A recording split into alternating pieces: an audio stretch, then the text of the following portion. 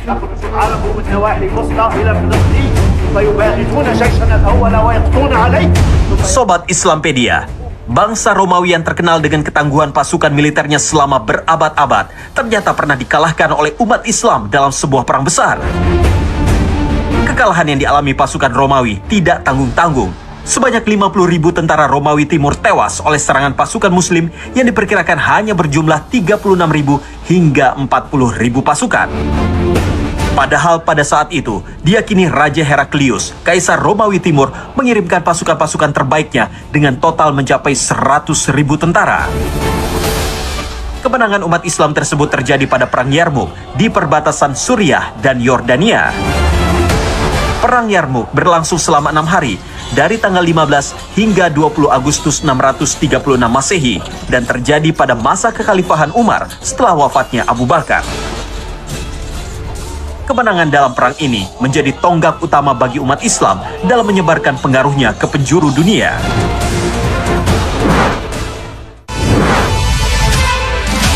Sobat Islampedia, Perang Yarmuk ternyata juga lekat dengan kisah heroisme seorang anak dari Abu Jahal. Ia adalah Ikrimah bin Abu Jahal. Meski ayahnya terkenal dengan kebencian terhadap Islam, ternyata Ikrimah justru menunjukkan semangat yang sebaliknya. Ikrimah berusia 30 tahun ketika Rasulullah mulai menyampaikan dakwah Islam secara terbuka. Ia adalah seorang bangsawan Quraisy yang kaya dan dihormati. Ketika Perang Yarmuk, Ikrimah maju berperang seperti kesetanan. Melihat tindakan nekat itu, Khalid bin Walid segera mengejar dan menegurnya. Namun Ikrimah tidak mempedulikan peringatan tersebut dan berkata dengan lantang, "Biarkan saja ya Khalid, biarkan aku menebus dosa-dosaku yang telah lalu. Aku telah memerangi Rasulullah di beberapa medan peperangan. Pantaskah setelah masuk Islam, aku lari dari tentara Romawi ini? Tidak, sesekali tidak." Bahkan Perang Yarmuk menjadi jalan bagi Ikrimah untuk menjadi seorang syahid. Di tubuhnya terdapat sekitar 70 luka bekas tikaman pedang, tombak, dan anak panah.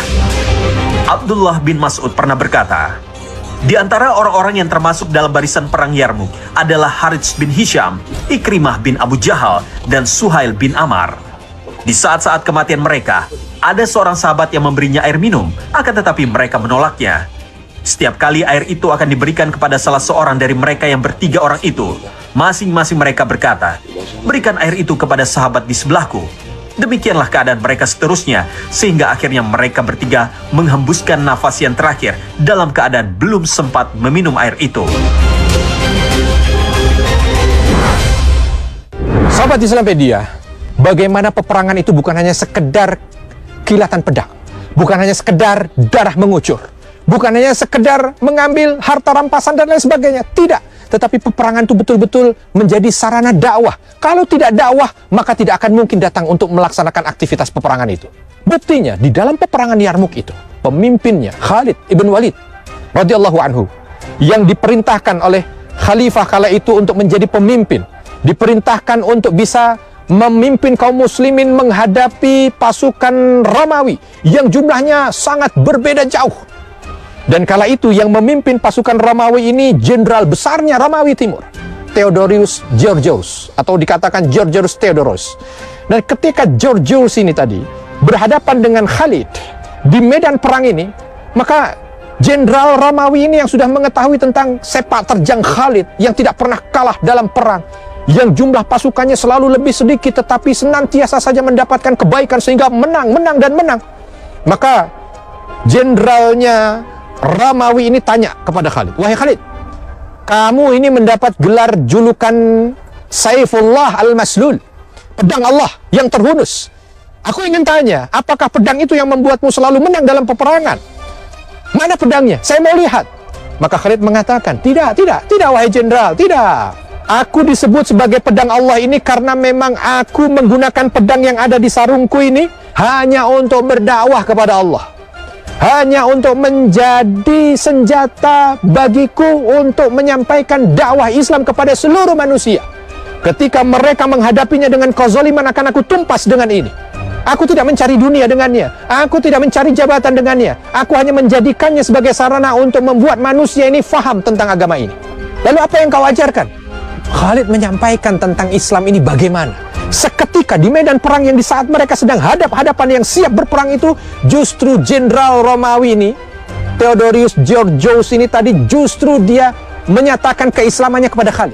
Bertanya kepada Khalid, wahai Khalid, alangkah indahnya apa yang kau bawa ini. Belum pernah aku mendengar hal yang seperti ini.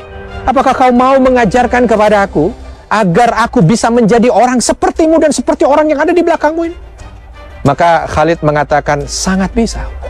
Ucapkan 2 kalimat syahadat, mandi lalu bersama dengan kami.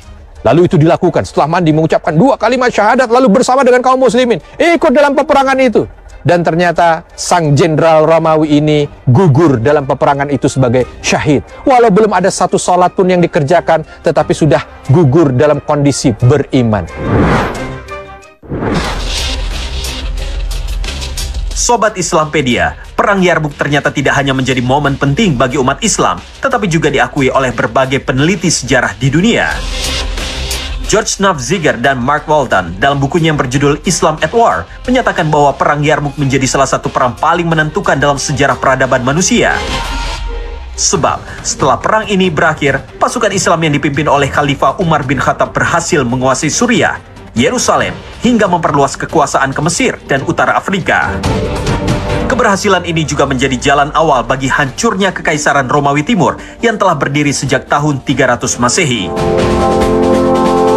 Tidak hanya itu, David Nicol, sejarawan asal Inggris dalam bukunya yang berjudul Yarmuk, The Muslim Conquest of Syria menyatakan, Perang Yarmuk menjadi momen bagi Khalid bin Walid untuk menunjukkan kejeniusannya dalam memimpin pasukan perang. Sebab, perang ini menjadi kemenangan terbesar yang pernah diraihnya dan menjadikannya salah satu panglima militer terbaik di dunia.